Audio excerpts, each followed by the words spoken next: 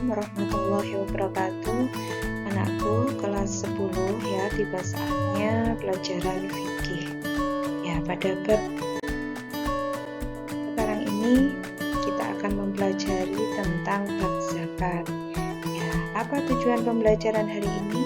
Peserta didik mampu mengidentifikasi konsep zakat, pengelolaan dan ketentuannya sesuai syariat dan hukumnya, disertai dengan analisis dalil, istidlatnya dan hikmah tasyri'nya, sehingga semakin mantap keyakinan menjalankan agama sebagai ekspresi rasa syukur kepada Allah, sehingga amaliyah ibadahnya dapat membentuk kepedulian sosial dan mempengaruhi cara berpikir, bersikap dan bertindak dalam kehidupan sehari-hari dalam konteks beragama, berbangsa dan bernegara. Apa tahu yang dimaksud dengan zakat? Zakat dari segi bahasa ialah berkembang, membersihkan, tumbuh atau bertambah. Sedangkan zakat menurut istilah adalah penyebutan tentang apa saja yang dikeluarkan dari harta atau badan dengan cara khusus dan niat yang khusus, menurut sifat dan ukuran yang wajib diberikan kepada golongan tertentu yang berhak menerimanya. Mengapa harus dilaksanakan zakat? Ya, karena dalilnya terdapat dalam Quran surat Al-Baqarah ayat 43 yang artinya, dan dirikanlah salat, bayarkan zakat dan rukuklah bersama orang-orang yang rukuk. Artinya salatlah bersama Muhammad dan para sahabatnya. Nah, di sini Bu Guru sudah menyediakan contoh zakat. Di antaranya adalah zakat merupakan makanan pokok yang biasa kita kenal dengan zakat fitrah. Di situ ada emas dan perak, ada binatang ternak, dan juga ada hasil pertanian. Nah, macam-macam zakat. Zakat itu ada dua macam. Yang pertama disebut dengan zakat jiwa atau zakat nafs, atau yang paling populer disebut dengan zakat fitrah. Zakat yang kedua yaitu disebut zakat mal atau namanya zakat harta.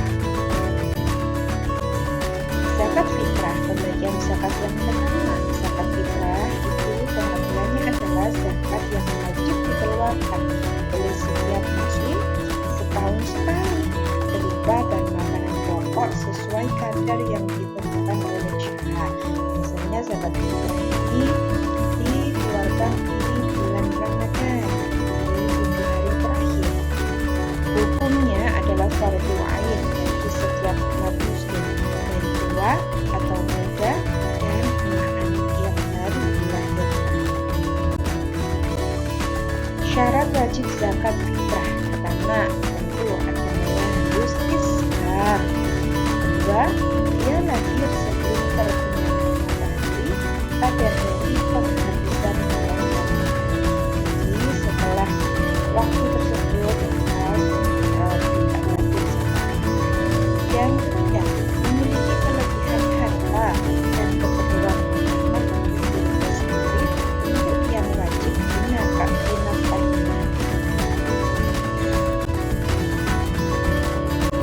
Dan hukum membayar zakat fitrah, di sini ada 5 hukumnya. Ada kalanya zakat fitrah itu dihukum, yaitu ketika di awal Ramadan sampai hari penghabisan Ramadan. Yang kedua, hukum wajib kita mulai terbenam matahari sampai penghabisan Ramadan.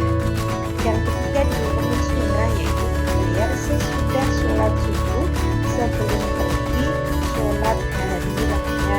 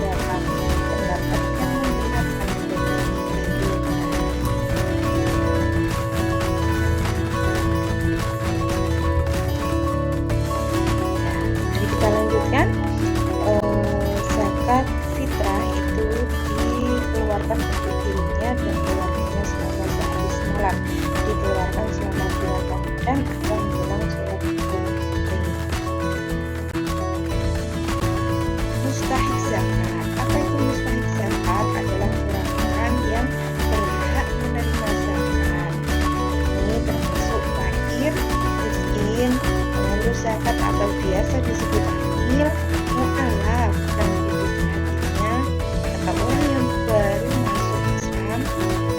Kemudian untuk memerdekakan budak, orang-orang yang buta untuk jalan Allah atau musafir, dan untuk mereka yang sedang dalam perjalanan atau musafir sebagai ketetapan yang diwajibkan Allah, dan Allah Maha mengetahui lagi Maha bijaksana.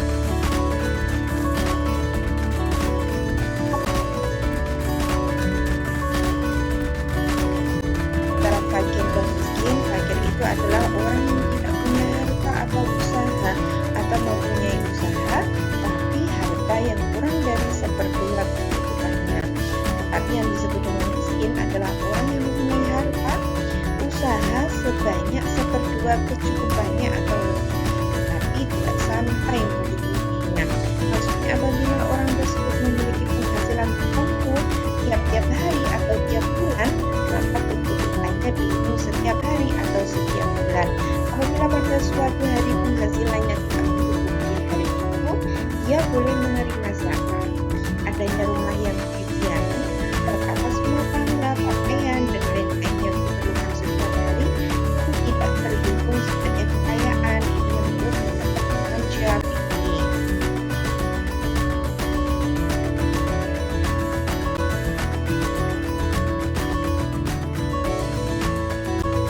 Yang tidak berhak menerima zakat itu adalah: satu, orang kaya dengan harta atau kaya dengan usaha dan penghasilannya. Yang kedua, hamba sahaya, karena mereka mendapat nafkah dari tuan mereka atau majikan mereka. Yang ketiga, ahlul bait atau keturunannya Rasulullah.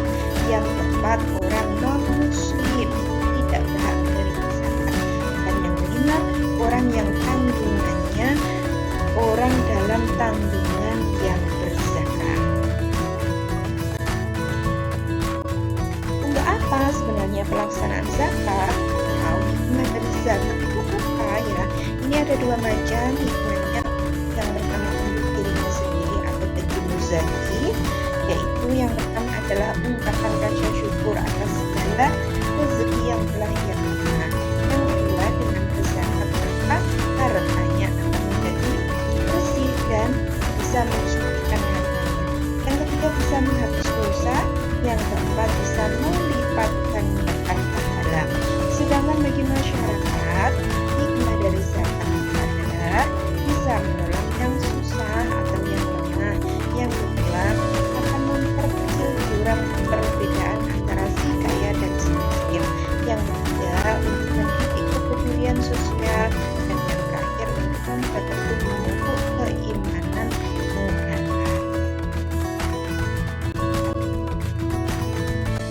Sudah memperhatikan dan mempelajari materi ini, semoga bermanfaat. Sampai ketemu di pertemuan yang akan datang. Wassalamualaikum warahmatullahi wabarakatuh. See you next time.